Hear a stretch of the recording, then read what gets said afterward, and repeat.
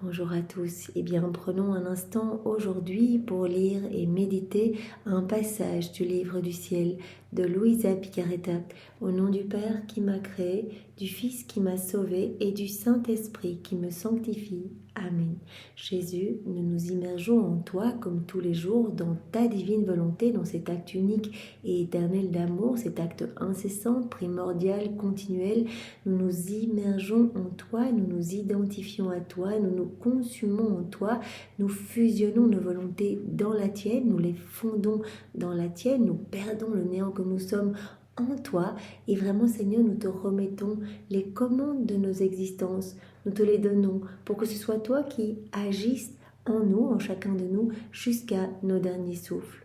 Voilà, que ce soit toi le roi en nous, que ta divine volonté soit pleinement opérante et agissante à partir de chacune de nos humanités. Jésus, continuellement, à chaque instant, à chaque nanoseconde, à chacun de nos mouvements, à chacune de nos respirations, à chacun de nos battements de cœur, eh bien, nous voulons te dire que nous t'aimons, nous voulons te louer, te bénir, t'adorer, te remercier, te serrer dans nos bras, t'embrasser avec ta volonté à toi et chaque fois au nom de tous, et nous voulons te demander que vienne s'établir sur la terre ton royaume, le royaume de ton divin vouloir, et que toutes les âmes soient sauvées, que les pécheurs se convertissent. Seigneur, viens, s'il te plaît, continue ta vie en nous. Sers-toi vraiment de ce que nous sommes. Viens et place tes mains dans les nôtres. Agis dans nos actions. Nous te donnons nos pieds. Viens marcher à travers eux. Nous te donnons nos yeux. Viens regarder à travers nos regards, parler à travers nos lèvres. Viens diviniser notre souffle, nos respirations. Viens sanctifier toutes nos pensées, tous nos battements de cœur. Vraiment, Seigneur, que tout soit fait par toi. Toi, tu agis, tu es l'acteur et nous, nous t'accompagnons. Que tout soit fait pour toi, pour ta gloire, celle de ton Père, celle de l'Esprit Saint, que nos vies soient vraiment des petites offrandes qui te donnent de la joie, qu'à chaque instant, bien tu puisses recevoir des compensations d'amour, des réparations pour toutes les offenses qui blessent ton cœur, et que tout soit fait vraiment dans ta divine volonté. C'est ce que nous voulons aussi. Fais de nous de bons instruments entre tes mains. Oui Seigneur, nous voulons rester dans tes bras comme tu nous en parlais hier. Nous voulons nous laisser alimenter continuellement de ton haleine divine, de ce souffle divin, et nous voulons grandir à ta ressemblance, grandir dans cette sainteté divine que tu veux pour tous tes enfants. Jésus, merci infiniment pour tout ce que tu nous as déjà donné. C'est incroyable, toutes ces grâces, toutes ces bénédictions depuis le jour 1 où nous avons été conçus dans le ventre de notre maman tout au long de notre vie. Et puis à partir du moment où on a découvert les écrits du ciel, la vie dans la divine volonté, ce don, tu ne cesses de nous donner des grâces et des cadeaux pour que nous y rentrions et que vraiment nous désirions ardemment ce lien d'inséparabilité avec toi. Tu nous veux heureux, tu veux nous combler de tout, tu nous veux propriétaires de tout, Seigneur, et vraiment nous remarquons combien tu nous guides jour après jour. Merci pour ton amour qui est manifesté à travers chaque élément de la création. Pardon, excusez-moi. Merci pour ta miséricorde sans borne, quels que soient nos péchés, quelles que soient nos rechutes, quelle que soit la noirceur de notre âme, quels que soient vraiment les coups que nous te donnons continuellement par nos actes déconnectés de ta divine volonté. Tu nous attends toujours, tu attends toujours notre retour, et tu te réjouis quand nous faisons un pas dans ta direction. Directement ton cœur bondit de joie, et tu nous prends dans tes bras, et tu nous laves de tes larmes, de ton sang, et directement tu nous revêts de ce vêtement de lumière, des plus beaux joyaux du ciel, et tu te réjouis de nous ramener vraiment à cette place d'honneur. Alors merci infiniment, merci de nous avoir donné Maman Marie comme maman, elle la reine du royaume de la divine volonté, qui désire plus que tout, qu'on soit heureux elle aussi, puisqu'elle désire ce que tu veux, Jésus, et donc elle nous guide, elle est à nos côtés, elle nous relève quand nous chutons, elle nous cache des démons dans son manteau, pour que vraiment nous ne retombions pas dans les mêmes pièges, et elle nous ramène toujours là où nous devons être, dans ton cœur, Seigneur, pour que brûlés et consumés par les flammes ardentes de ton amour, nous devenions à notre tour pur amour et pure lumière. C'est le plan que tu as pour chacun de nous. Alors Jésus, moi j'ai été très touchée par un petit passage dans le livre du ciel, dans le volume 4, et donc je voulais le partager avec vous. voilà, où Jésus explique bien qu'au plus on va se plonger dans la divine volonté, au plus il va purifier notre âme. Donc on ne va pas devoir essayer de lutter contre nos mauvaises tendances, nos vies, voilà, tout ce qu'il y a de mauvais en nous.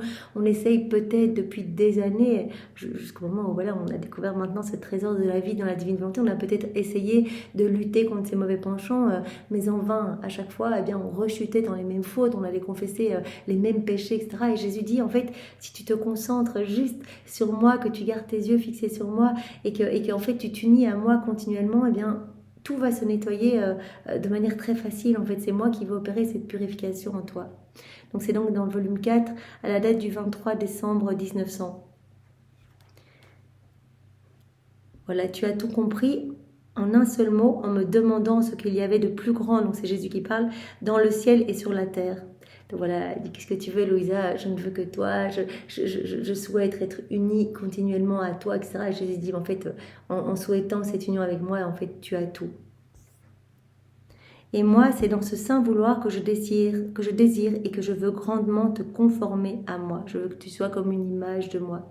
Et pour faire que mon vouloir te soit plus doux et plus savoureux, mets-toi dans le cercle de ma volonté et regarde-en les diverses qualités, t'arrêtant tantôt en la sainteté de mon vouloir, tantôt en sa bonté, tantôt en son humilité, tantôt en sa bonté, en sa beauté, et tantôt dans le paisible repos qu'il produit.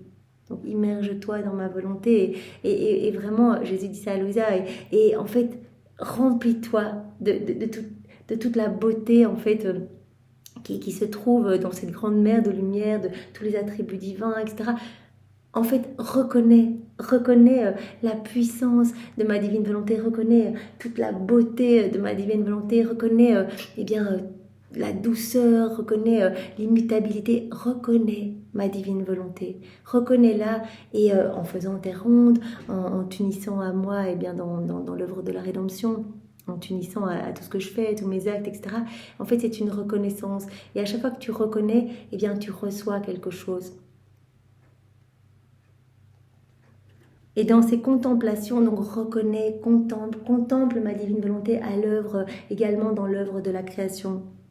Dans ces contemplations que tu feras, tu acquerras toujours plus de connaissances nouvelles et inouïes de mon saint vouloir, et tu y resteras si attaché et en ressentiras tant d'amour que tu n'en sortiras jamais plus. Donc accueille toutes mes vérités, accueille, vraiment réjouis-toi, émerveille-toi de la splendeur de ces vérités qui te travaillent, qui te façonnent. Vois la divine volonté à l'œuvre à travers chaque élément créé, vois la divine volonté à l'œuvre à travers mon humanité lors de mon passage sur la terre, vois la divine volonté dans chacun des sacrements. Fais tes rondes, c'est à chaque fois une reconnaissance qui va travailler ton âme et vraiment qui va la disposer à vivre davantage immergé dans ce bain de lumière. À chaque fois que tu fais une ronde, à chaque fois que tu fais un acte dans la divine volonté, c'est une reconnaissance qui purifie, qui embellit ton âme, qui la remplit de plus de choses du ciel. Cela t'apportera un très grand avantage, car tandis que toi tu demeureras dans ma volonté, tu n'auras plus besoin de combattre tes passions. Donc voilà, concentre-toi, garde les yeux fixés sur moi, observe ma divine volonté à l'œuvre partout, unis-toi à moi dans toutes tes actions. Et en fait, cela va te donner eh bien, une beauté d'âme, en fait, parce que c'est moi qui vais venir purifier ton cœur. Tu n'auras plus besoin de combattre tes passions. Donc tout le temps que tu aurais passé à combattre, voilà, par l'exercice de vertu, etc., tes mauvais penchants, eh bien là, passe ce temps à t'unir à moi et moi, je viendrai purifier ton âme. Tu n'auras plus besoin de combattre tes passions et d'être toujours en guerre avec elles, elles qui, semblant mourir, renaissent toujours, plus fortes et plus vivaces qu'avant. Voilà, quand on essaye tout seul dans nos volontés propres de vaincre nos passions, on a l'impression que ça va mieux, voilà, qu'on est plus patient, etc. Et une circonstance arrive et en fait, cela revient de manière encore plus forte. Et donc, Jésus nous dit, je vais m'occuper de tout. Unis-toi à moi, prends-moi dans tes bras, garde tes yeux fixés sur moi et appelle-moi dans toutes tes actions, reconnais ma divine volonté à l'œuvre partout. Et moi, en fait, chaque acte que tu vas faire, chaque ronde que tu vas faire, chaque réparation que tu vas faire, chaque louange, bénédiction au nom de tout ce que tu vas faire dans ma divine volonté, cela va me donner comme une petite autorisation pour nettoyer ton âme plus en profondeur. Alors que dans ma volonté, sans combat ni bruit, les passions meurent doucement. Voilà, c'est ce que nous voulons tous, non? Que nos passions meurent, en fait, meurent complètement et doucement, sans combat, sans bruit, sans effort, sans exercice difficile, sans mortification, etc. C'est le Seigneur qui va opérer cela tout doucement, en fait. Et on va se rendre compte à un moment, on va se rendre compte que waouh, ouais, ben, j'avais l'habitude de faire ça et finalement, le Seigneur m'a libérée de ça.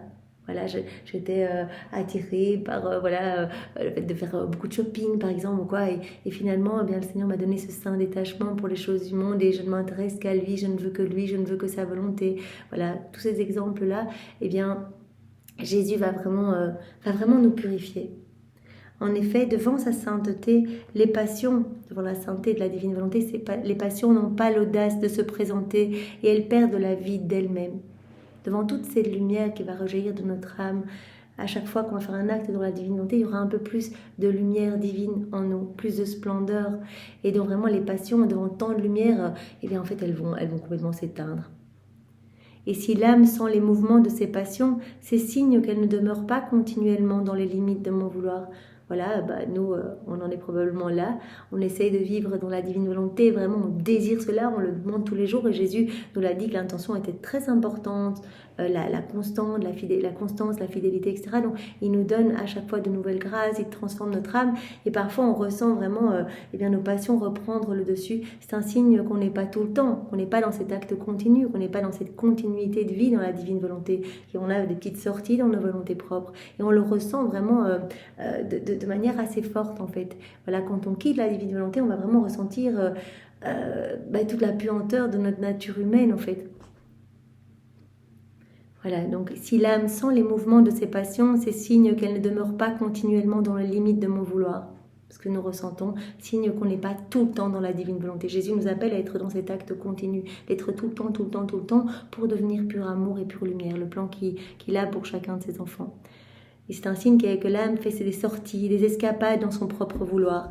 Et il lui faut ressentir la puanteur de sa nature corrompue. Vous voyez, donc le Seigneur autorise cela, en fait, ces sorties, que l'on ressente, en fait, combien on se sent mal quand on n'est pas uni à Jésus.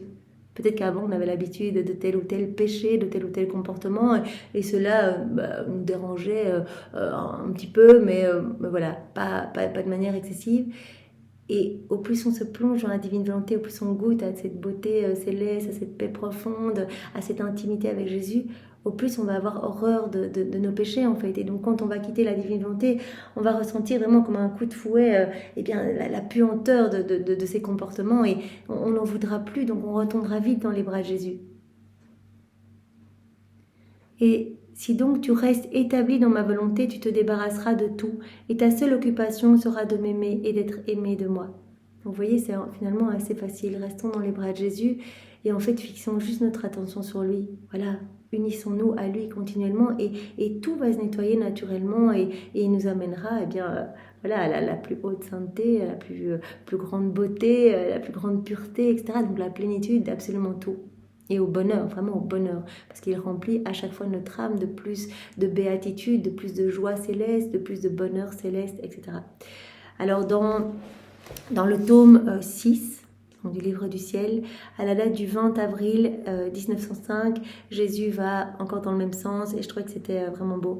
Ma fille, l'âme peut connaître si elle est maître de ses passions lorsqu'elle est touchée soit par des tentations, soit par des personnes. Donc Jésus nous dit bien que voilà, un des signes qu'on vit dans la divine volonté, c'est qu'on va connaître la maîtrise sur nous-mêmes, le calme en toute situation. Là, si on commence à s'énerver dans des situations, on a quitté la divine volonté, on n'y est pas complètement.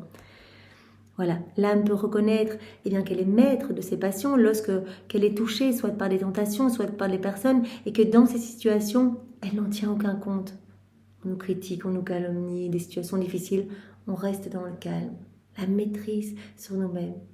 Pas nous, bien sûr, c'est vraiment Jésus en nous qui va nous donner son tempérament. Au plus on va faire des actes, au plus tout va se gorger d'ordre et d'harmonie dans notre âme. Parce que Jésus ne va pas cohabiter avec le péché, donc à chaque fois il va retirer des mauvaises choses de notre âme, des choses résultant de notre volonté humaine pour y placer des choses divines, des choses célestes. Et donc petit à petit on va vraiment ressentir cette force en nous, cette vie divine en nous, puisque chaque acte que l'on fait est alimentation, nourriture pour cette vie divine. Et donc cette vie de lumière, cette vie d'amour prend de plus en plus de place et on va ressentir de plus en plus cette douceur, cette paix, mais au milieu de n'importe quelle épreuve, n'importe quel tourment. Comme par exemple, lorsque une âme est tentée d'impureté, si elle maîtrise cette passion, l'âme n'en tient pas compte et la nature aussi reste à sa place. Tandis que si elle n'en a pas la maîtrise, l'âme se fatigue, s'afflige et dans son corps, elle sent s'écouler un petit filet de pourriture. Voilà donc un des signes que l'on vit vraiment immergé dans la divine volonté, c'est que dans n'importe quelle épreuve, on reste vraiment maître de nous, en fait cette maîtrise de nos émotions, on reste dans le calme avec cette force inébranlable, etc. Donc par exemple, si l'âme connaît des tentations d'impureté, eh bien elle va rester impassible, en fait elle va complètement maîtriser ces tentations. Tandis que l'âme qui ne vit pas dans la divine volonté pourrait ressentir en elle, comme Jésus le dit, un petit filet de pourriture en fait. C'est vraiment ce que Jésus nous montre en fait, ce qui résulte de notre volonté propre, c'est vraiment de la pourriture qui va couler, de la noirceur qui va couler dans notre âme. Et dans son corps, elle sent s'écouler un petit filet de pourriture. Ou encore, autre exemple, une personne en mortifie une autre et lui dit des injures, si celle-ci maîtrise la passion de l'orgueil, si elle reste en paix, etc., c'est un signe qu'elle est immergée dans la divine volonté. Elle se plonge dans la divine volonté, on l'insulte, elle ne va pas répondre parce que l'âme qui vit dans la divine volonté vit comme si elle était seule avec Jésus. Ça, c'était ce que Marie avait dit à Louisa. Si tu veux vraiment accroître cette intimité avec Jésus, si tu veux vraiment que ton âme prenne son envol plus rapidement et aille se greffer plus rapidement dans le soleil de la divine volonté, considère qu'il n'y a que toi et Jésus. Voilà. On t'insulte, tu es en mauvaise compagnie, peu importe. Tu ne dois plaire qu'à Jésus. On t'encense, on te flatte, etc. Peu importe en fait. Cela ne doit même pas te toucher, l'indifférence, la sainte indifférence, parce que si t'importe, c'est vraiment de plaire à Jésus, c'est de le glorifier à chaque instant, c'est de réparer pour tous les hommes qui ne l'aiment pas et qui lui tournent le dos. Donc si une personne en mortifie une autre et lui dit des injures, si celle-ci maîtrise la passion de l'orgueil, si elle reste en paix, c'est vraiment un signe. Voilà, c'est un signe qu'elle a déjà ce tempérament divin. Sinon, elle sentirait s'écouler un petit filet de feu, de mépris et d'insolence qui la mettrait complètement sans dessus-dessous. Parce que quand il y a de la passion, l'occasion la fait sortir au dehors et ainsi de suite. Donc voilà, si les passions n'explosent pas, ne s'expriment pas, c'est un signe que nos passions sont déjà domptées, que elles disparaissent. Dans cette grande mer de lumière, au plus on va se plonger dans ce bain de lumière, on va se plonger dans la divine volonté, au plus donc les passions vont disparaître. Donc dans des situations où notre patience est mise à l'épreuve, si on répond que directement notre orgueil est piqué à vif, c'est qu'on n'est pas complètement dans la divine volonté. On va ressentir vraiment ce besoin d'aller piquer l'autre personne, etc. C'est qu'on n'y est pas. Jésus dit, dans la divine volonté, les passions ne survivent pas. Seigneur, nous te demandons cette maîtrise sur nous-mêmes. Nous te demandons vraiment que nos passions disparaissent et rapidement pour que ta divine volonté puisse avoir toute la place en nous. Jésus, maintenant, je te demande de disposer chacun de nous pour que nous puissions accueillir ce nouvel enseignement, cette nouvelle vie divine que tu vas nous donner, vraiment comme un trésor. Chaque vérité que tu nous donnes vaut plus que toute la création. Alors vraiment, nous voulons accueillir celle-ci avec ta sagesse à toi, ta compréhension à toi.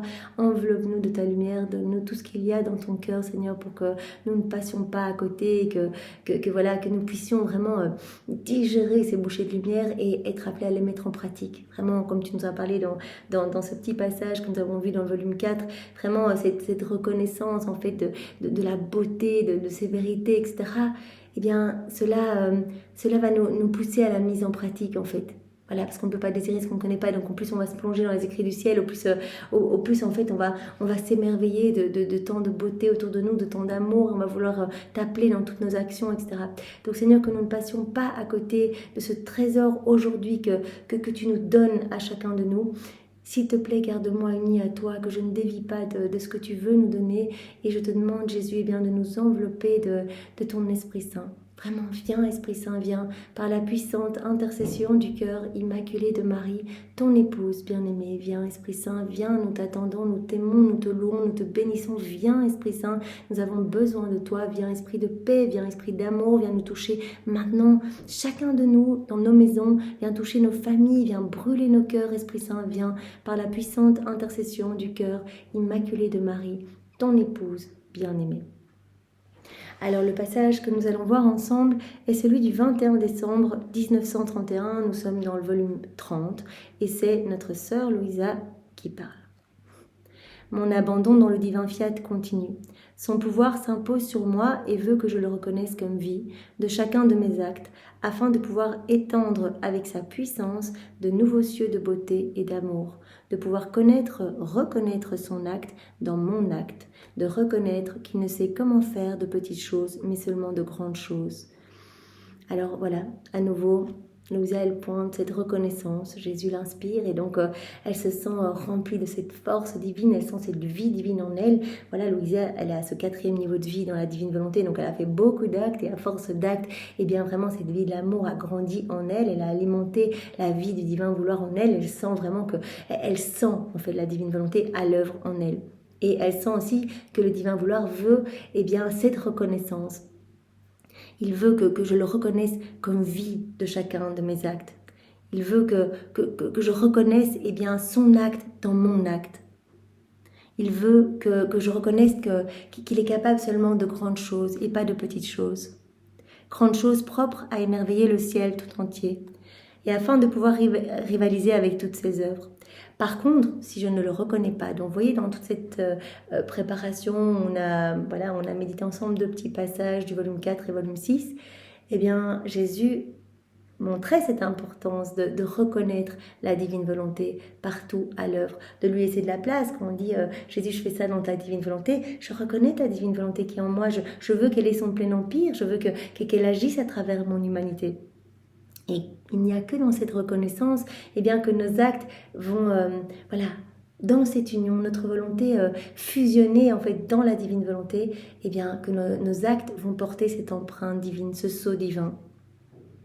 Si je ne le reconnais pas, se dit Louisa, mon acte ne peut pas recevoir la puissance de l'acte de la divine volonté. Donc cette reconnaissance permet à son acte humain de devenir divin, éternel, de devenir un acte fait par Dieu.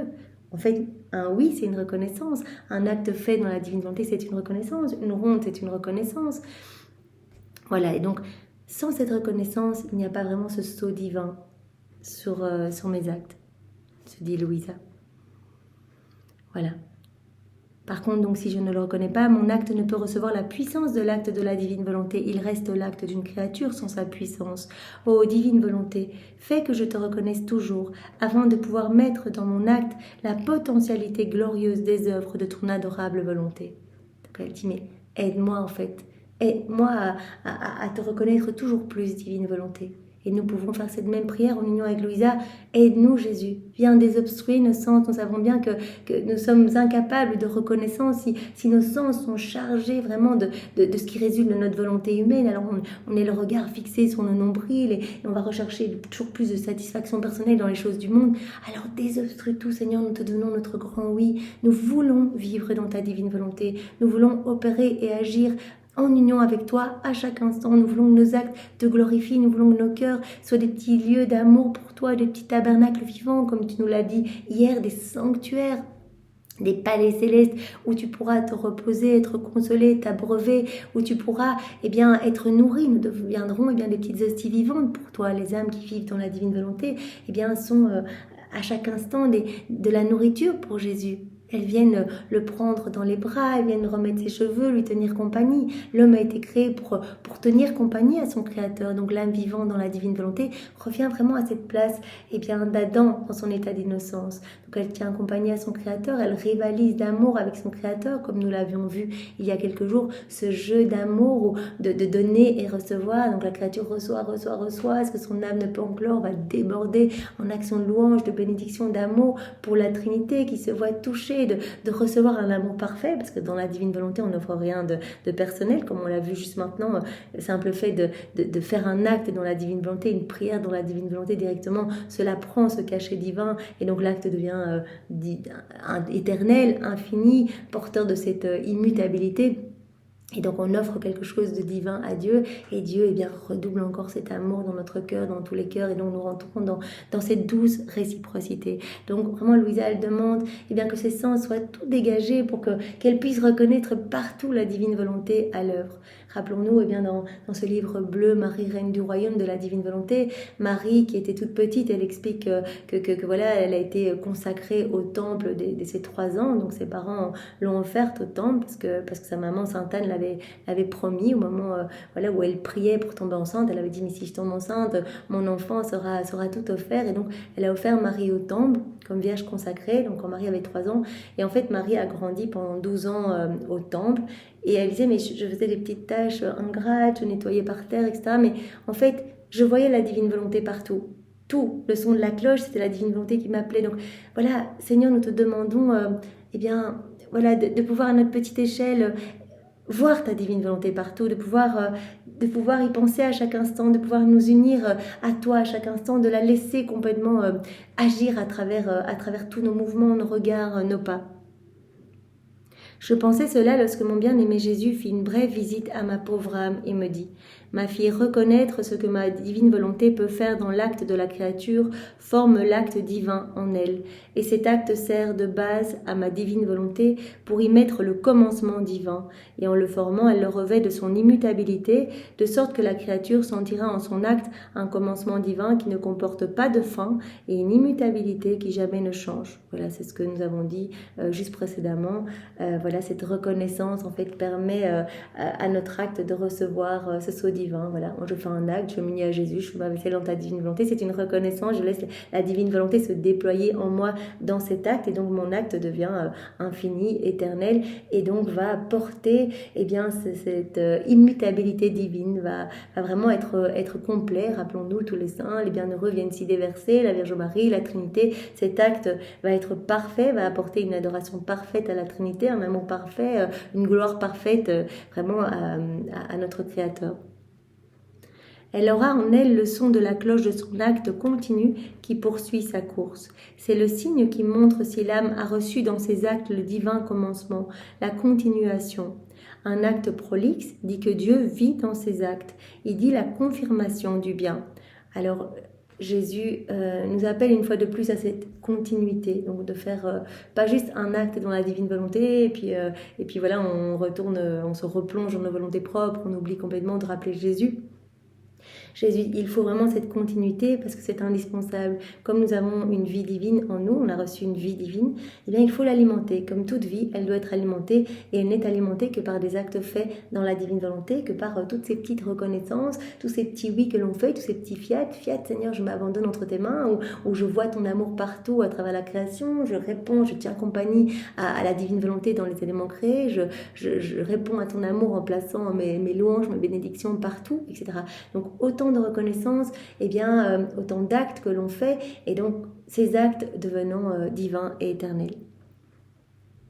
Voilà, mais il faut cette continuité. Cette continuité est vraiment importante pour que notre âme se transforme. Chaque acte est une vie divine, ça on le sait, mais toutes ces petites vies divines sont importantes pour que notre âme se gorge complètement de lumière, pour qu'on soit vraiment comme des échos de la Trinité, comme des images de Jésus, d'autres Jésus sur la terre. Si grande est la valeur, la grâce, les puissances d'un acte continu qu'il remplit ces petits vides d'une intensité d'amour, ces petites faiblesses auxquelles est sujette la nature humaine. Voilà, c'est très bien, ça rejoint en plus ce passage que l'on a vu dans le volume 4 et le volume 6. Au plus, on va faire des actes dans cette continuité, dans cette constance. Voilà, tous les jours, le matin, prière préalable, tout au long de la journée, on appelle Jésus. Au plus, tous nos vides en fait, parce qu'à chaque fois qu'on agit dans nos volontés propres, cela crée un vide d'amour, un vide de lumière dans notre âme, puisqu'on a été créé pour tout faire en union avec notre Créateur. Donc Adam quittant la divine volonté, tous ces actes devenaient des petits vides, et toutes les générations qui ont suivi. Et donc ces petits vides peuvent être comblés par la lumière de la divine volonté. Donc en faisant des actes, non seulement l'acte que l'on va faire va créer une lumière magnifique, un soleil irradiant allant toucher toutes les âmes de toutes les générations, mais aussi tous les petits vides du passé. Par exemple, je mange dans ta divine volonté ou je médite dans ta divine volonté. Eh bien, toutes les fois où j'ai mangé dans le passé dans ma volonté propre, tous ces vides-là, ces petits vides de lumière vont être comblés. Donc petit à petit, eh bien, notre âme se gorge de lumière. Mais il faut cette continuité. Il faut cette constance, c'est indispensable. Et en plus, Jésus se sert aussi de cette constance comme d'un test en fait. C'est comme si c'était une mise à l'épreuve. Est-ce que dans cette épreuve, tu continues à faire des actes dans la divine volonté ou tu oublies? Est-ce que dans les calomnies, tu penses encore à moi ou directement tu reprends le lead de ta volonté propre et tu essaies de réagir tout seul? Donc c'est aussi la constance. Eh bien, nous manifestons aussi par notre fidélité, eh bien, que vraiment nous souhaitons, quelles que soient les situations, vivre unis à Jésus, vraiment dans ce lien fort d'intimité. L'on peut dire qu'un acte continu, une vertu continue est le juge, l'ordre et la sentinelle de la créature. Donc vraiment, voilà, si on agit de manière continue, bien Jésus dit, un acte continu, c'est vraiment le juge, l'ordre et la sentinelle de la créature, parce que tout ce que l'on fait dans la divine volonté va nous servir de petite protection. En fait, nos actes vont se faire la sentinelle de notre âme, parce que tous ces actes sont lumineux, sont pleins de lumière, produisent des bienfaits pour toutes les âmes, y compris notre âme aussi. On va se retrouver à chaque fois sous une douche de lumière. Pour chaque acte que l'on fait, un acte on appelle un autre. Un acte fait dans la divine volonté vient nourrir des actes précédemment faits dans la divine volonté. On alimente, notre âme s'embellit, se purifie, etc. Donc au plus on va faire d'actes, comme dit Jésus ici, un acte continu, on est tout le temps dans la divine volonté, eh bien notre âme va être tellement belle qu'on va vraiment avoir une aversion en fait du péché. On va ressentir du dégoût, comme Jésus quand il était jeté dans le cédron, il avait un dégoût profond pour voilà, ces odeurs d'excréments, etc. Eh bien, est-ce que nous avons le même dégoût pour le péché que Jésus dans le cédron? Nous sommes quand même invités à laisser Jésus prolonger sa vie en nous. Donc il veut qu'on soit d'autres Jésus sur la terre. Et donc vraiment, à force d'actes, eh bien notre âme s'embellit et finalement, nous goûtons tellement aux choses du ciel que nous ne voulons plus, eh bien les petits revenus de la terre, nous ne voulons plus agir dans nos volontés propres. C'est pourquoi j'attache tant d'importance à ce que tes actes soient continus, car ils ont en eux mon acte et je le sentirai déshonoré dans les tiens. Voilà, tu as ma vie divine en toi, ma divine volonté est dans ton cœur. Si tu agis dans ta volonté propre, eh bien c'est comme si à nouveau tu l'enchaînais. À chaque fois que tu agis dans ta volonté propre, c'est comme si tu venais un peu détruire le beau filet de lumière que je suis en train de tisser autour de ton âme. Et donc je me sens déshonorée. Donc vraiment, sois dans cette constance, cette persévérance, comme Jésus nous le demande tous les jours, pour vraiment, voilà, à chaque fois me laisser la possibilité de dilater ton âme pour te donner plus de mon amour, pour embellir plus ton âme. Et à chaque fois, j'élargis les frontières du royaume de ma divine volonté dans ton cœur et dans tous les cœurs. Donc tu travailles en plus à faire descendre mon royaume sur la terre.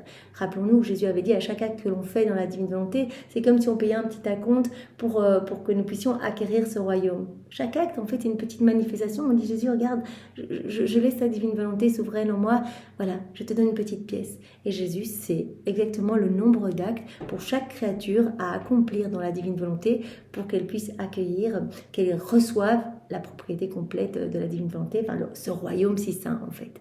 Donc ne nous décourageons pas, la constance vraiment est très importante. On fait nos actes, on ne se pose pas de questions, on invite Jésus, on le glorifie et lui va s'occuper de tout en fait. Et si on sent qu'on a un petit peu quitté, on est retourné dans nos faiblesses, etc., nous ressentons en fait, comme on l'a vu dans les passages précédemment, on ressent la puanteur de nos petites faiblesses humaines en fait, mais on les ressent encore plus intensément par contraste avec la beauté, vraiment la joie de cette union avec Jésus. Donc quand on quitte ses bras, on va ressentir vraiment beaucoup plus la froideur du monde, on va ressentir vraiment nos mauvais penchants. Mais pour qu'on revienne plus rapidement dans les bras de Jésus, on demande pardon et on continue nos actes et lui va continuer à purifier. Mais comme Jésus l'a déjà dit à Louisa, cela va relativement vite, vraiment, cela va vite parce que ce n'est pas nous qui purifions notre âme, vraiment en se mortifiant, etc. C'est Jésus qui le fait en nous. Donc c'est vraiment important de rester constant.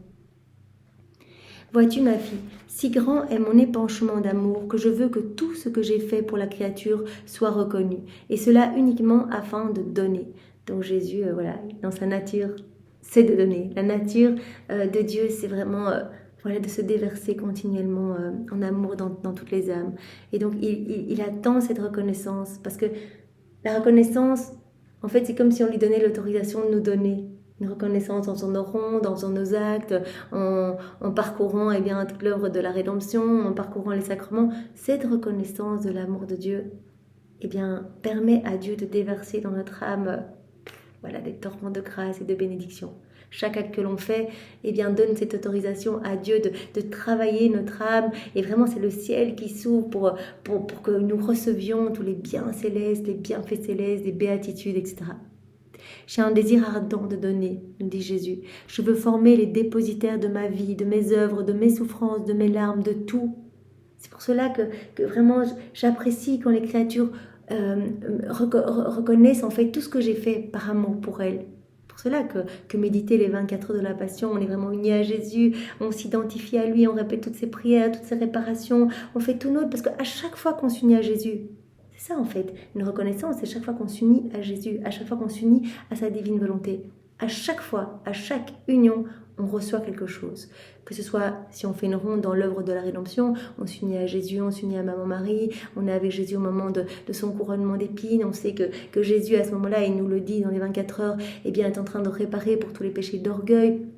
Voilà, il est en train de se frayer un passage, en fait, de laisser sa lumière, se frayer un passage dans toutes les intelligences, les pensées fermées, etc. Nous recevons tous les fruits attachés à ces moments que nous méditons, que nous reconnaissons, où nous nous unissons à lui. Dans l'œuvre de la rédemption, on s'unit, on reçoit les fruits de ces mystères que nous méditons.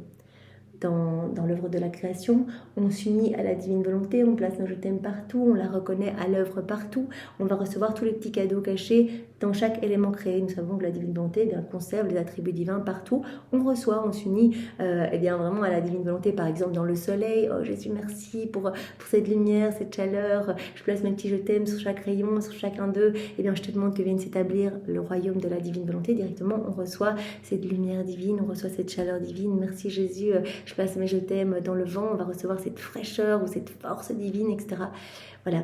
Et dans les sacrements, c'est la même chose. On va recevoir à chaque fois un cadeau. On s'unit à Jésus ou je m'unis à toi Jésus, je me brosse les dents dans ta divine volonté. Il se passe quelque chose.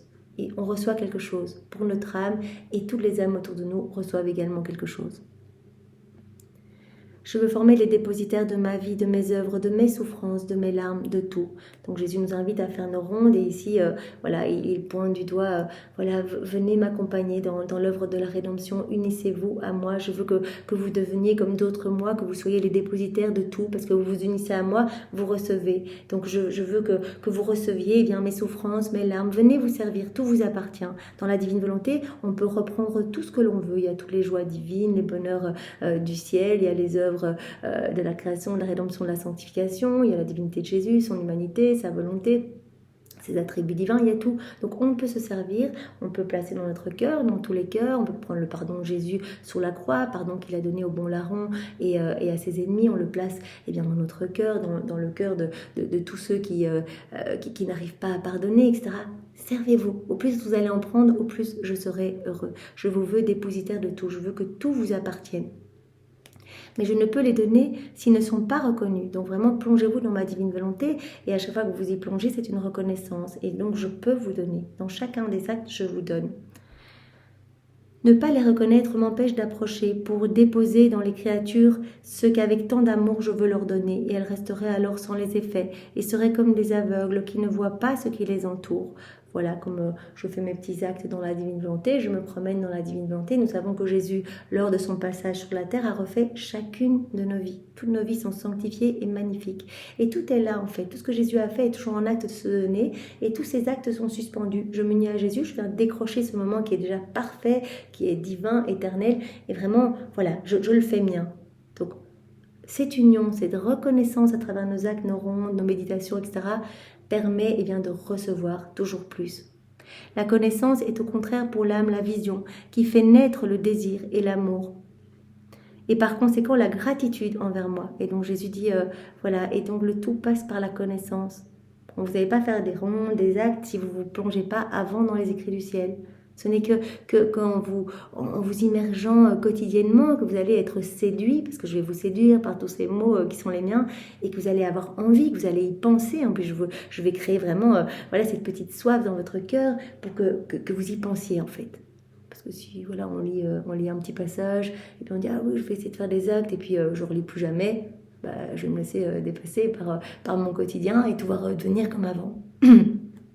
Et donc la connaissance va générer en l'âme la gratitude, la louange. Merci Seigneur, c'est trop beau, c'est incroyable tout ce que tu me montres, tout ce qui se passait en toi. On avait connaissance de ce qui se passait à l'extérieur de toi, ce que ton humanité vivait à travers les évangiles, on peut le voir dans ta passion, etc. Mais on ne savait pas ce qui se passait à l'intérieur de toi, ce que tu réparais, etc. Merci pour tant d'amour, merci pour tout cet amour caché partout, etc. Donc vraiment la connaissance va nous pousser à faire des actes, donc à reconnaître cet amour et à remercier, être dans la louange, dans la gratitude. Les connaissances, ont pour l'âme la vision qui fait naître le désir et l'amour et par conséquent la gratitude envers moi qui désire tant donner. Et les âmes gardent alors jalousement le trésor que j'ai déposé en elles et selon les circonstances, elles se servent de ma vie comme guide, de mes œuvres pour confirmer leurs œuvres, de mes souffrances pour supporter leurs souffrances et de mes larmes pour se laver si elles sont tachées. Oh, comme je suis heureux si elles se servent de moi et de mes œuvres pour s'aider elles-mêmes. C'était là mon dessein en venant sur la terre, être parmi elles et en elles, le petit frère qui les aide dans leurs besoins. Lorsqu'elles me reconnaissent, je ne fais que me réfléchir en elles pour sceller le bien qu'elles ont reconnu. Voilà, ici, Jésus explicite spécifiquement quand on fait une œuvre dans l'œuvre de la rédemption, donc on se plonge, on s'unit à Jésus, on est collé à Jésus, on répète toutes ses paroles, toutes ses prières, on souffre en union avec Jésus, etc. Et Jésus dit, en fait, cela me fait tellement plaisir parce que dès que vous vous unissez à moi, quand vous méditez les saints mystères du rosaire ou que vous lisez la Bible ou même en allant quotidiennement à la messe, on entend les évangiles, on peut vraiment se dire, voilà, je m'immerge dans ta volonté, j'actualise ce que le prêtre est en train de lire, je suis avec toi, avec tes apôtres, je vis cette multiplication des pains, des poissons, je me réjouis Jésus, de la même manière que tu multiplies ces aliments pour nourrir tes enfants, multiplie les grâces en abondance pour que toutes les âmes puissent accueillir ce don de la vie dans la divine volonté que tu veux donner à chacun. Vous voyez, donc il y a moyen de le faire à chaque instant. Et Jésus dit, mais voilà, chaque moment d'union, l'âme peut reprendre mes larmes si elle a envie, elle peut aller avec mes larmes nettoyer tous les cœurs, son cœur, etc. Elle peut reprendre mon sang, aller faire une purification de tous les cœurs, de toutes les générations. Elle peut reprendre mes paroles, aller les graver dans les cœurs, les paroles de mon Père, etc. Elle peut attacher tous les pas des hommes, et c'est pas elle, à mes pas à moi. Elle peut unir ses yeux aux miens pour sanctifier ses regards et ceux de tous les hommes et faire réparation pour tous les regards mauvais. Donc on peut vraiment se servir. Dans la divine volonté, tout nous appartient. Et Jésus nous dit dans l'œuvre de la rédemption, vous allez recevoir à chaque fois que vous vous unissez à moi. Vous allez recevoir de nouveaux cadeaux. Lorsqu'elles me reconnaissent, dès que vous faites ces rondes dans l'œuvre de la rédemption, c'est une véritable reconnaissance de mon amour, de ma divine volonté à l'œuvre à travers mon humanité. Lorsqu'elles me reconnaissent, je ne fais que me réfléchir en elles pour sceller le bien qu'elles ont reconnu. Directement, je leur donne les fruits, les biens attachés à ce moment où elles s'unissent à moi.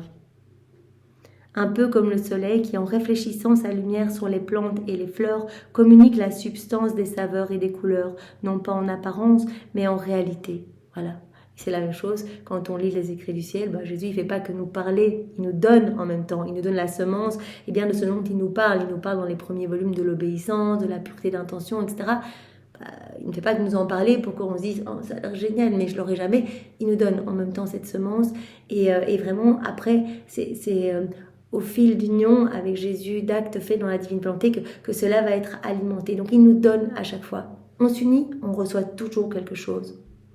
Donc si tu veux recevoir beaucoup, cherche à connaître ce que ma volonté a fait et continue de faire dans la création, ce qu'elle a fait dans la rédemption.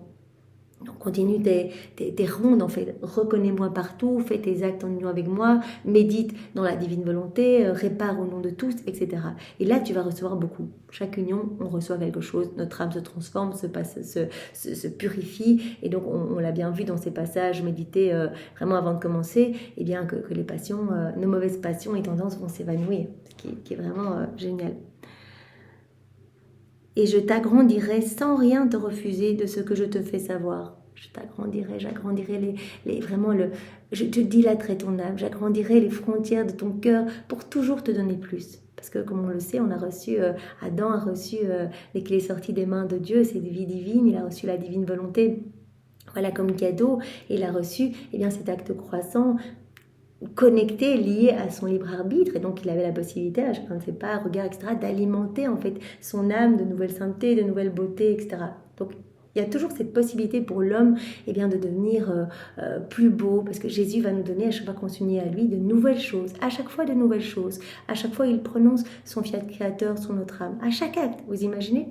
Et donc, à chaque fois, tout l'univers a été fait en 6 fiat, l'homme y compris, et il va prononcer un fiat pour chaque acte que l'on fait. Mais on peut en faire centaines par heure.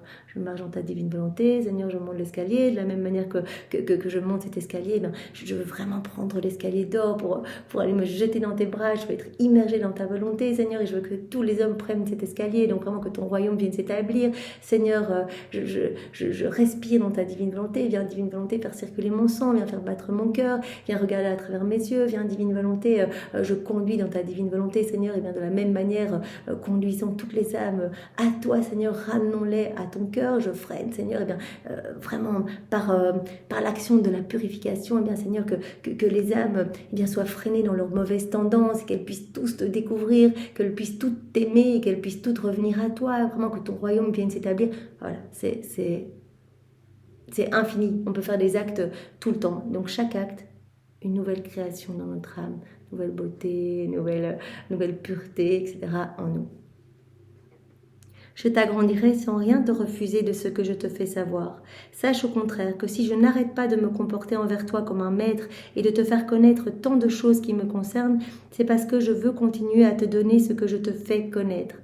Je viens tout le temps te voir parce que chaque connaissance est une vie divine, c'est une essence qui sort de mon sein paternel. Pourquoi? Parce que je veux toujours te donner plus. Pourquoi? Parce que je veux donner plus à toutes les âmes après toi qui m'ont découvert les écrits du ciel. Elles vont recevoir la même chose que toi. Toi, tu reçois tout ça maintenant. Elles vont recevoir après toi. Elles vont se plonger de la même manière. Elles vont regarder comment tu fais tes rondes et elles vont les faire également, etc. Je veux donner à mes enfants. Je veux qu'ils soient tous heureux. Je veux qu'ils soient tous vraiment dans ces liens de filiation avec la Trinité. Je ne serais pas heureux si je n'avais pas quelque chose à donner et des choses toujours nouvelles à ma fille. Bon, Louisa, nous le savons, elle a ce rôle un peu spécial. Voilà, c'est notre chef de file. Vraiment, comme Jésus lui disait, je pense que c'était dans le tome 20, voilà, tu vas être comme la maman de toute cette nouvelle génération, en fait, des âmes qui vont vivre dans la divine volonté. Voilà, puisque c'est toi qui formes ce royaume avec moi. C'est toi qui es la première nouvelle-née de ma divine volonté. On le sait, Marie l'était complètement, mais Marie, voilà, forme ce maillon unique avec Jésus. Donc Louisa est comme celle qui remplace Adam. Adam a chuté, a quitté la divine volonté. Et bien Louisa, c'est comme si c'était elle qui sortait des mains de Dieu et nouvelle-née, parce que comme on l'a vu hier, nouvelle naissance. En fait, à chaque fois, à chaque acte, c'est une nouvelle naissance, une nouvelle résurrection à cette vie divine. En fait, plus de lumière en nous, plus de pureté, plus de splendeur. On récupère en fait cette place qu'Adam avait perdue. À chaque acte, on la récupère un peu plus. On est un peu plus immergé et cela devient un peu plus facile de faire d'autres actes. J'attends par conséquent avec impatience que tu mettes en place dans ton âme ce que tu as appris pour que tu puisses le considérer comme tien. Et tandis que tu le mets en place et afin de t'y aider, je continue à te caresser, à te modeler et à te fortifier en agrandissant ta capacité. Voilà. On accueille ces vérités, ces connaissances, notre capacité d'aimer, notre capacité à accueillir toujours plus s'agrandit. C'est Jésus qui opère cela. Voilà, on médite dans la divine volonté, notre âme se dilate un petit peu parce que Jésus veut nous donner plus. On s'unit à Jésus dans ce moment. Et donc Jésus est en train de nous inonder de cadeaux et de grâces. Donc notre âme s'élargit pour accueillir un peu plus à chaque fois. Il n'y a pas de limite, donc on peut... C'est pour cela que Jésus nous dit il y a quelques jours, en fait, je te garde très longtemps sur la terre, Louisa, parce que un acte de plus dans la divine volonté est méritoire. Tu sauves des milliers d'âmes, enfin, je sauve des milliers d'âmes à travers toi, etc. Donc un acte de plus, c'est une tournée en plus dans l'éternité. C'est sublime, c'est un soleil qui va avoir des rayons qui vont se rayonner, mais de manière éternelle et infinie pour toutes les âmes. Chaque acte est tenu vraiment en dépôt dans la divine volonté et a des bienfaits, a une portée universelle et intemporelle. Donc vraiment, il dit, je te garde longtemps sur la terre et c'est vraiment un avantage parce que tu peux faire davantage d'actes dans la divine volonté. Donc voilà, et Jésus dit ici à Louisa, voilà, j'attends que tu aies vraiment chaque fois emmagasiné chaque nouvelle connaissance, etc. Et je te donne, vraiment, je reste près de toi pour que tu la mettes en pratique, cette connaissance. Et pendant que tu la mets en pratique, eh bien moi je me repose dans ton cœur. Ça, Jésus l'avait dit, quand on met en pratique, en fait, il se repose dans la création qui s'opère en nous, parce qu'il n'y a que dans cette mise en pratique que ça y est, en fait, on devient propriétaire, on reçoit à chaque fois de nouvelles choses. Voilà, quand on fait nos rondes, c'est comme si on visitait nos appartements, comme Jésus l'avait dit à Louisa. Je continue à te caresser, à te modeler, à te fortifier en agrandissant toujours plus ta capacité à recevoir. Bref, je renouvelle ce que j'ai fait lors de la création de la première créature. Voilà, comme Jésus nous l'a dit il y a quelques jours, et bien dans l'âme qui vit dans la divine volonté, qui fait ses actes vraiment totalement identifiés à Jésus, sa volonté fusionnée dans celle de Jésus, eh bien, il continue son œuvre de création. Continue. Donc, il y a vraiment toujours de nouvelles créations, nouvelles beautés, etc. dans notre âme. Plus encore, ce sont mes choses que tu as connues et que je veux déposer en toi. Et je ne veux me confier à moi-même, à personne. Pas même à toi. Je veux moi-même et de mes mains créatrices préparer leur place et les déposer en toi pour qu'elles soient en sécurité. Je les entoure de mon amour, de ma force et de ma lumière en guise de garde. Donc vraiment Jésus, dès qu'on donne notre oui, et bien voilà, hop, il commence à créer un nouvel espace, il arrache une mauvaise herbe, il crée un petit espace pour accueillir cette nouvelle lumière, cette nouvelle création dans notre cœur. Sois par conséquent attentive et ne laisse rien t'échapper et tu me donneras ainsi le temps et l'espace pour te faire les plus merveilleuses surprises. Ne laisse rien t'échapper, reste attentive. Toujours Jésus, vraiment met pointe du doigt l'importance de l'attention, être attentif tout le temps pour faire nos actes en union avec Jésus. C'est ce martyre de l'attention dont parlait Maman Marie dans ce livre bleu. Et l'intention. Je fais tout avec l'intention de te glorifier, Seigneur, avec l'intention bien que toutes les âmes soient sauvées, que tous les pécheurs se convertissent, avec l'intention que ton royaume vienne s'établir sur la terre. Donc reste attentive, dit Jésus à Louisa, et tu seras continuellement sous cette pluie de grâce, de bienfaits. Je te ferai toujours de nouvelles surprises, parce que quand tu me donnes tes oui, moi je suis en train de travailler ton cœur pour y mettre plus de ma splendeur, plus des merveilles du ciel. Après quoi ma petite intelligence continua à traverser l'interminable mer de divine volonté, et mon très grand bien Jésus ajouta « Ma fille, nous avons des champs et des mers interminables et divins. Ils sont remplis de joie, de béatitude et de beauté enchanteresse, de toutes sortes, et ils possèdent la vertu de toujours offrir des joies nouvelles et des beautés toutes différentes les unes des autres. Cependant, si ces mers et ces champs sont remplis de béatitudes innombrables, nous n'y trouvons pas de vie qui palpite, alors que nous sommes la vie et le cœur de toutes choses, même de nos joies. » Voilà, et Jésus maintenant prend cette image, nous avions l'habitude de parler de cette grande mer de lumière où il y a absolument tout, et dans cette mer il y a des petites mers qui ont été, créées. Chaque fois que Jésus faisait un acte dans la divine volonté, cela créait une petite mer, donc des petites mers de lumière. Dans cette mer de lumière, tous les actes de Maman Marie, également des mers de lumière dans cette grande mer. Jésus parle ici de champs de lumière, de champs interminables et divins. Et donc il y a tout. En fait, Jésus dit tout est rempli de joie, de bonheur, etc., de sainteté, mais nous ne trouvons pas de créatures qui s'y plongent. On ne trouve pas de petites vies palpitantes dedans, petites vies qui s'y plongeraient et qui vraiment en s'y plongeant créeraient leur propre petite mer de lumière et vraiment créeraient des petites vagues qui nous glorifieraient en fait. Vraiment, nous avions cette image, Jésus nous en parle souvent, il nous en a parlé à différents passages. On peut soit vraiment imaginer l'âme qui vit dans la divine volonté, elle est dans cette mer de lumière et elle va souffler, donc elle va créer sa propre petite mer de lumière, elle va créer une petite vague dans cet océan en lumière. Cette lumière ne lui appartient pas, donc elle met en mouvement toutes les qualités divines, la beauté divine, etc. Et donc elle va offrir du parfait à Dieu, elle offre Dieu à Dieu. Cela va rejaillir sur les âmes du purgatoire qui vont être rafraîchies, cela va rejaillir, toutes ces gouttes de lumière vont rejaillir pour les saints, les bienheureux qui vont recevoir une gloire accidentelle. Cela va rejaillir dans tous les cœurs, sur tous les éléments de la création qui vont ressentir une fraîcheur nouvelle, etc. Donc vraiment, soit il y avait cette image, la créature qui vit dans la divine volonté, c'est comme si elle soufflait, ou alors qu'elle jetait un petit caillou qui créait une vague, ou alors qu'elle se jetait carrément dans cette mer de lumière à chaque acte qu'elle fait. Et donc elle met en mouvement et elle offre Dieu à Dieu. Mais Jésus dit, en fait, il y a trop peu d'âmes, pour le moment, on a toute cette mer de lumière, on a donc cette grande mer unique de lumière, donc l'acte unique et éternel, mais avec plein de petites mers de lumière dedans, plein de petits champs de lumière, mais il n'y a aucune vie palpitante dedans, aucune âme qui s'y plonge. Voilà. Nous n'y trouvons pas de vie qui palpite alors que nous sommes la vie et le cœur de toutes choses, même de nos joies. Voilà, alors que la divine volonté régit tout, est vie de tout, etc. Mais voilà, tous les actes de créature sortent de la divine volonté, mais en fait peu rendent gloire, peu reviennent à Dieu. En fait, tout sort de Dieu et tout doit revenir à Dieu. Il n'y a que l'âme qui vit dans la divine volonté qui retourne ses actes parfaits à Dieu en se plongeant dans la divine volonté. Mais Jésus dit, mais quelle tristesse, en fait, voilà, tout a été fait pour l'homme, tout n'est que joie, amour, lumière, mais on ne trouve pas de vie palpitante, en fait, dans ces champs et ces mers de lumière. Il y manque le cœur de la créature qui palpite dans le nôtre et remplit de vie nos champs et nos mers interminables. Or, veux-tu savoir qui nous apporte sa vie? Ce n'est pas une chose nouvelle, nous en avons des quantités.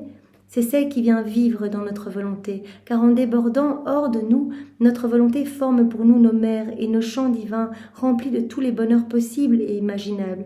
Et la créature vient en ces champs comme vie, et nous avons le grand bonheur et la grande gloire qu'elle puisse nous donner une vie. Voilà, l'âme qui vit dans la divine volonté, voilà, elle est immergée, elle remet en mouvement eh bien, toutes ces mers de lumière, etc. Et donc, vraiment, comme dit Jésus, elle va nous donner, en fait, elle va nous donner la gloire. Nous avons le grand bonheur et la grande gloire qu'elle puisse nous donner une vie. C'est une petite vie palpitante qui remet tout en mouvement et qui offre à Dieu, Dieu. Et en fait, et à ce moment-là, eh bien, cet amour va être encore redoublé pour cette âme et pour toutes les âmes, voilà. Exactement, je me plonge dans ta divine volonté, Seigneur, et je rappelle tout l'amour que tu as placé partout dans la rédemption, depuis la seconde 1, par exemple, de ton incarnation jusqu'à ta mort, tes pas, tes paroles, tes regards, tes soupirs, tes prières, tes réparations, tes souffrances. Je reprends tout, je fais tout mien, on peut tout prendre, tout nous appartient. Je fais tout mien, j'ajoute mais je t'aime et j'offre tout au Père. Et directement, cet amour est redoublé, renouvelé. Donc vraiment, il faut une petite vie qui se plonge dans cette mer de lumière pour mettre en mouvement. Et à ce moment-là, eh bien, des pluies de grâce retombent dans tous les cœurs. Et bien que cette vie vienne de nous, la créature est libre d'être ou de ne pas être dans nos champs divins. Et la créature perd et sacrifie sa liberté humaine pour prendre notre volonté. La divine liberté est vivre en tant que vie dans nos champs et nos mers sans limite. Voilà, elle accepte en se plongeant dans la divine volonté de crucifier sa volonté propre au profit de la divine volonté. Voilà. Et elle vient vivre dans ces mers de lumière en tant que vie. Oh, comme il est beau de voir cette vie qui se fait souffle parmi les foules compactes de nos bonheurs et de nos joies, qui se fait souffle pour remettre en mouvement et vraiment amener de la gloire à la Trinité, amener de la joie partout, des bienfaits dans tous les cœurs. Et elle jette sa semence, autre exemple. Voilà, on se plonge dans la divine volonté quand on y vit, donc on est petite vie qui palpite dans ces mers et ces champs de lumière, dans cette grande mer interminable. Et Jésus dit, en fait, c'est comme si elle jetait sa semence, son grain de blé, image de sa volonté, qui forme là son épi. Voilà, elle renonce à sa volonté propre au profit de la divine volonté. C'est comme si elle jetait, en fait, son grain de blé, donc image de sa volonté, et cela va former comme un épi. Si réellement grand, mais en réalité, et non en apparence, de vie agissante et palpitante dans notre champ céleste. Voilà, comme elle va créer ces petites mers de lumière. En fait, elle va, en abandonnant sa volonté humaine au profit de la divine volonté, elle va créer, voilà, comme si elle jetait un petit grain de blé, symbole de sa volonté propre, et cela produisait un épi. Un épi de vie agissante et palpitante dans notre vie céleste. Ou encore, autre exemple, eh bien, elle sera là comme un petit poisson, symbole également de sa volonté, qui telle une vie palpite, nage dans notre mer, vit et s'alimente. Voilà, parce que la créature a décidé vraiment de faire l'acte. Vraiment, elle a donné son oui. C'est un petit oui qu'on donne. On donne une autorisation à la divine volonté. Vraiment, on n'est pas contraint et forcé. C'est vraiment, on donne notre oui de manière spontanée. Et vraiment, c'est ça qui plaît au Seigneur, c'est qu'on le fasse de manière spontanée. On donne notre oui, on renonce à notre volonté propre. Et vraiment, Jésus dit, voilà, c'est comme un petit poisson, symbole également de sa volonté, qui telle une vie palpite, nage dans notre mer, vit et s'alimente. Donc vraiment notre volonté qui va être consumée, fusionnée dans la divine volonté, comme ce petit poisson qui est immergé dans la divine volonté, dans cette mer de lumière, qui va s'alimenter, qui va vivre, s'amuser, jouer à des milliers de jeux avec son Créateur. Non pas comme une joie, mais comme une vie. Vraiment, c'est une petite vie qui palpite. En fait, une âme qui se plonge dans la divine volonté, c'est une petite vie qui palpite. Il y a une grande différence entre celles qui peuvent nous donner nos joies et celles qui peuvent nous donner une vie.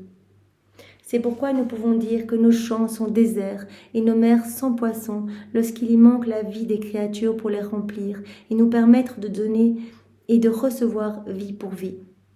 Les mers sont désertes, les champs sont déserts, les âmes ne se plongent pas, ne veulent pas vivre dans notre divine volonté. Enfin, Louisa est la première, mais donc voilà, pendant ces milliers d'années, l'homme n'était pas prêt à accueillir ce don, comme Jésus nous l'a dit. Voilà, il fallait d'abord que l'homme reçoive tous les remèdes pour se remettre debout, remettre tous les fruits de la rédemption. Et voilà, une fois debout, eh bien, nous avons cette chance aujourd'hui de pouvoir accueillir ce grand don. Il dit, voilà, Louisa, tu es la première. Et voilà, comme tu vois, les mers sont désertes, il n'y a aucune petite vie palpitante dedans. Et donc, on ne peut pas donner en fait, parce qu'il n'y a que quand la créature s'unit à nous, quand la créature vient vraiment se fondre en fait en nous, qu'on peut tout lui donner, qu'on peut vraiment la faire grandir totalement à notre ressemblance. On a vu précédemment, à chaque fois qu'on s'unit en faisant nos rondes, on accueille, on reçoit de nouveaux cadeaux. On s'unit à Jésus dans l'œuvre de la rédemption, on reçoit tous les fruits de tous ces mystères que l'on médite. On s'unit à Jésus voilà, quand il nous donne un enseignement, on accueille avec son intelligence à lui et bien directement on reçoit la semence du bien qu'il veut nous donner, de la qualité de l'attribut qu'il veut nous donner. Le temps viendra où ces mers et ces champs seront remplis et nous aurons le plein contentement et la grande gloire qu'au milieu de nos nombreuses joies, nous aurons une abondance de vie qui viendront vivre dans ces champs et nous donneront vie pour vie.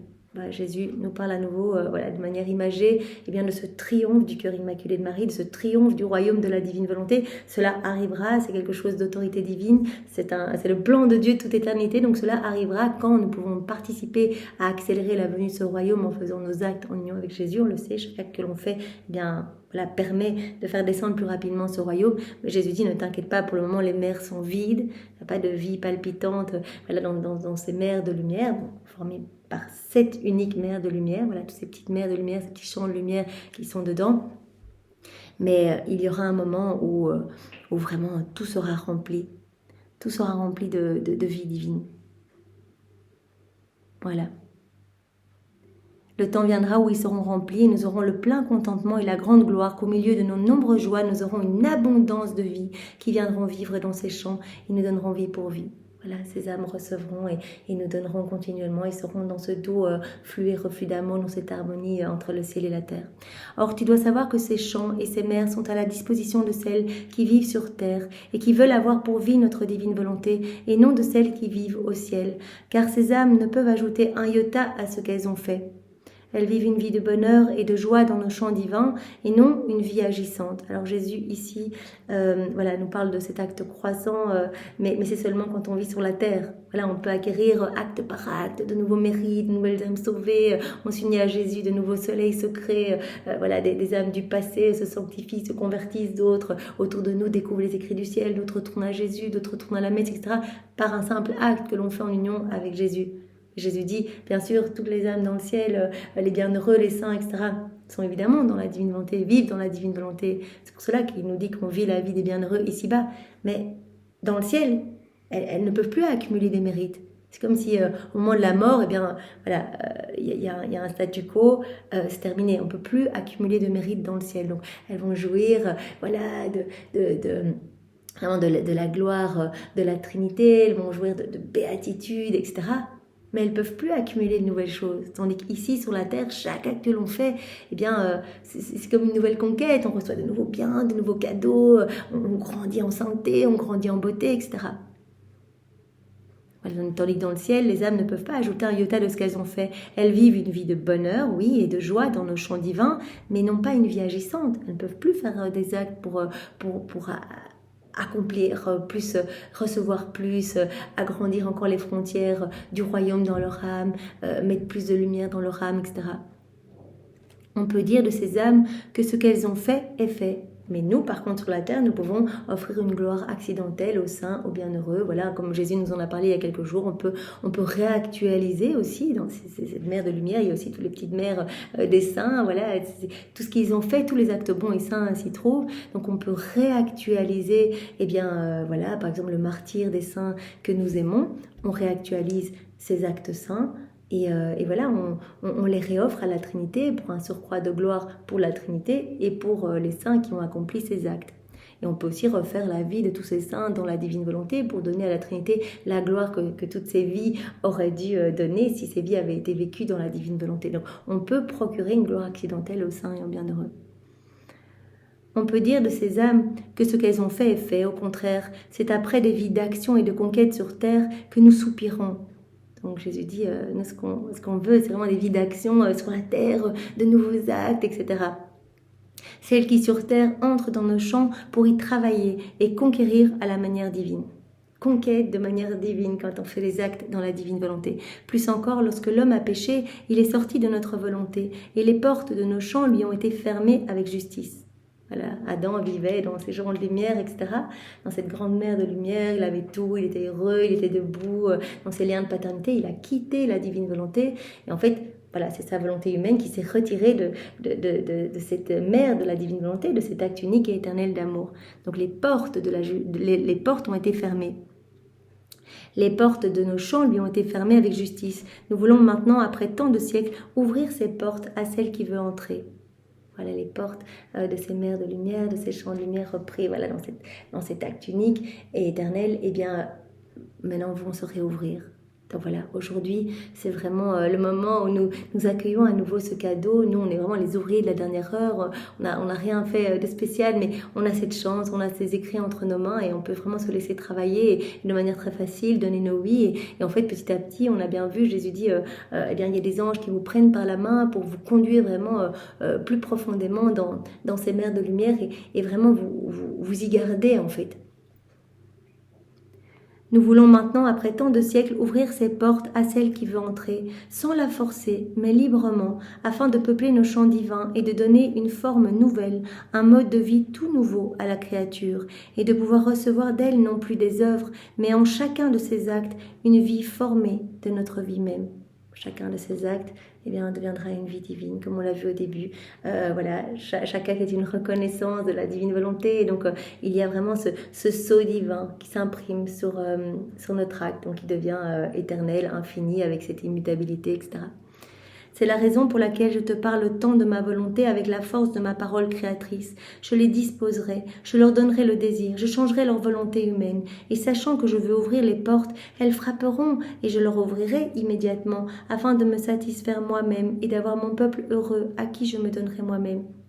Donc Jésus dit, voilà, à travers ces connaissances, les âmes vont vraiment ressentir cette envie de vivre dans la divine volonté. Donc elles viendront toquer à la porte et moi directement, en fait, je leur ouvrirai parce que c'est ce que je veux de toute éternité. J'attends cela depuis tellement longtemps. Ma divine volonté, eh bien, se languit d'impatience de pouvoir être à nouveau souveraine dans les âmes. J'aurai vraiment la satisfaction d'avoir mon peuple heureux à qui je me donnerai moi-même pour l'échange de ma vie que j'ai donnée pour eux, leur vie en échange de la mienne. Je n'ai jamais parlé sans raison ni en vain. J'ai parlé dans la création et ma parole a servi à former les admirables choses de tout l'univers. J'ai parlé dans la rédemption et ma parole, mon évangile, sert de guide, de lumière et de soutien à mon Église. L'on peut dire que ma parole est la substance et ma vie qui palpite dans le sein de l'Église. Jésus dit, je ne parle pas en vain, donc si je te parle depuis tellement longtemps de ma divine volonté, eh bien c'est que vraiment, je souhaite ardemment que mon royaume s'établisse sur la terre. Je ne vais pas prendre le temps, je n'aurais pas pris le temps d'enseigner à mes apôtres la prière de notre Père si je n'avais pas vu qu'à travers les siècles, eh bien, il allait avoir ce triomphe du royaume de ma divine volonté. Je n'aurais pas pris ces 50 années à t'enseigner de manière fréquente, à te donner toutes ces vérités relatives au royaume de ma divine volonté. Mes paroles sont très importantes et je ne les prononce pas en vain. Je n'ai pas parlé sans raison dans la création. En six fiat, tout l'univers a été créé. Dans la rédemption, toutes mes paroles ont formé toutes les fondations de l'Église. Cela sert de guide, de lumière et de soutien à toute mon Église. Et on peut dire que ma parole, c'est la substance et ma vie qui palpite dans le sein de l'Église. Et si je t'ai parlé, que je te parle encore de ma divine volonté, ce ne sera pas en vain, non, mais j'en aurai les admirables effets. Et la vie de ma volonté sera connue, agissante et palpitante au sein des créatures. Voilà ce que je te dis, ne t'inquiète pas, ce ne sera pas sans effet. Donc Jésus nous a vus à travers les siècles et c'est exactement quelle vérité, quel enseignement va toucher quelle âme, etc. Et donc voilà, parfois il dit à Louisa, mais note tout. Peut-être que pour toi cela te paraît évident et que voilà que tu n'as pas spécialement envie de mettre cela par écrit, mais moi si je te le dis, si vraiment je l'écris en lettres d'or dans ton cœur et que je te le redonne oralement et que je t'aide à le mettre par écrit, eh bien c'est parce que je sais que ce mot-là va percuter tel cœur qui va se convertir de manière foudroyante, revenir à moi, va sentir vraiment un feu brûler, etc. Aussi laisse-moi faire, et je disposerai les choses de telle sorte que ma parole ne restera pas lettre morte, mais vivra et donnera la vie avec tous ses effets admirables. Voilà, laisse-moi faire, continue ton petit travail de former ce royaume en union avec moi. Ma parole ne restera pas, toutes mes paroles, voilà, ces enseignements que je te donne, cela ne restera pas lettre morte, parce que voilà, ce royaume, le royaume de mon divin fiat s'établira sur la terre. Voilà, cela donnera la vie avec tous ses admirables effets. Plus encore, nos mères et nos champs célestes seront comme une mère. Ça, c'est vraiment, Jésus nous parle souvent de la paternité de la divine volonté ou de la maternité de la divine volonté, qui vraiment, on est nourri de ce lait maternel avec toutes ces connaissances. Voilà, nos mères et nos champs célestes seront comme une mère pour les âmes fortunées qui voudront vivre en elle. Elle les éduquera dans la voie divine. Elle les nourrira avec des mets de choix pris sur la table céleste et les élèvera de nobles et saintes manières, de sorte que dans tous leurs actes, leurs pas et leurs paroles, on verra écrit en termes clairs qu'elles sont semblables à leur Créateur. Donc la divine volonté jouera vraiment ce rôle de mère en fait. Toutes ces connaissances vont nous éduquer, vont nous nourrir, vont nous élever en fait. De manière telle que tout ce qu'on va faire portera cette empreinte de la ressemblance avec notre Créateur. Dieu reconnaîtra la mélodie de sa propre voix dans leurs paroles. Il reconnaîtra sa puissance dans leurs actes, leurs œuvres, le doux mouvement de ses pas à lui courant dans les leurs. Donc Dieu se reconnaîtra. On agit dans la divine volonté, Dieu ne nous voit pas nous en train d'agir, mais voit Jésus en fait. Dieu voit son propre Fils en train d'agir. Il entend ses propres paroles, il reconnaît chacun de ses pas. En fait, chaque acte que l'on fait dans la divine volonté crée une douce mélodie en fait, comme vraiment un son céleste, et le tout forme un orchestre divin en fait, qui charme, qui enchante la Trinité, qui apporte de la joie partout, qui redonne le sourire à tous les saints, les bienheureux, etc.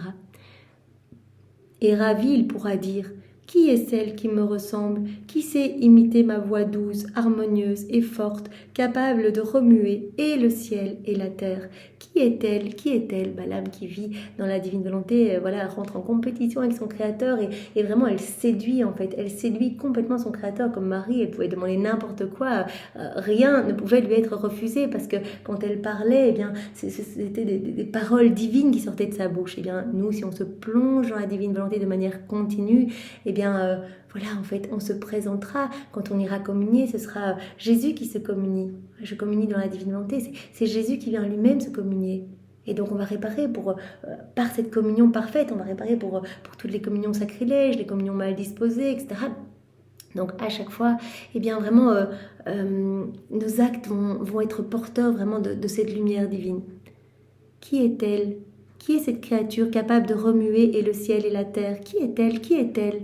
Ah, c'est celle qui vit dans nos champs divins. Il est juste qu'elle nous ressemble en toutes choses, autant que cela est possible pour la créature. Elle est notre fille et cela suffit. Voilà. Tout est dit en fait, de la maternité, de la divine volonté pour l'âme qui vit en elle, cette paternité également dont Jésus nous a parlé, par nos actes faits dans la divine volonté, cette reconnaissance continuelle de la divine volonté partout à l'œuvre, nous tissons davantage ces liens ces liens familiaux en fait. Vraiment, nous reprenons cette place d'enfant légitime de Dieu, d'héritier de tout le royaume. Nous permettons qu'elle nous imite, qu'elle nous ressemble. Elle sera notre gloire, notre œuvre créatrice, celle après qui soupire son Père céleste. Vraiment, l'âme qui vit dans la divine volonté amène tant de joie dans le ciel. Elle est vraiment la gloire, l'œuvre créatrice de Dieu. Ces âmes formeront la nouvelle hiérarchie dans leur céleste région où une place leur est réservée et qu'il n'est donné à personne d'autre d'occuper. Il y aura une place spéciale pour les âmes vivantes dans la divine volonté. Elles sont vraiment unies dans la gloire de Dieu. Elles sont vraiment identifiées à Dieu. Elles ne seront pas comme les bienheureux et les saints en face du trône de l'Éternel à recevoir toutes les béatitudes, mais elles seront vraiment unies à Dieu et deviendront elles-mêmes seront elles-mêmes ces petites sources de béatitude pour les autres. Donc il y aura vraiment cette place spéciale. Rappelons-nous quand Jacques et Jean, la maman avait demandé est-ce que tu veux bien les prendre à ta droite et à ta gauche dans le ciel, et il avait dit mais ces places sont déjà réservées. Eh bien nous apprenons dans un autre passage du livre du ciel qu'à droite, eh bien cette place est pour Marie et à gauche pour Louisa, et puis pour tous les enfants la divine volonté. Donc il y a vraiment cette place spéciale, et en fonction des connaissances acquises, il y aura cette hiérarchie comme pour les cœurs angéliques. Cette hiérarchie, on sera de plus en plus proche de Dieu en fonction des connaissances assimilées, digérées et mises en pratique. Alors Seigneur, aide-nous, et vraiment nous voulons te remercier une fois de plus pour tout ce que tu fais pour nous, et nous voulons t'aimer avec ton propre amour au nom de tous les hommes, de toutes les générations, et vraiment te louer et te bénir au nom de tous ceux qui ne le font jamais. Au nom du Père et du Fils et du Saint-Esprit. Amen. Bon après-midi à tous. Au revoir.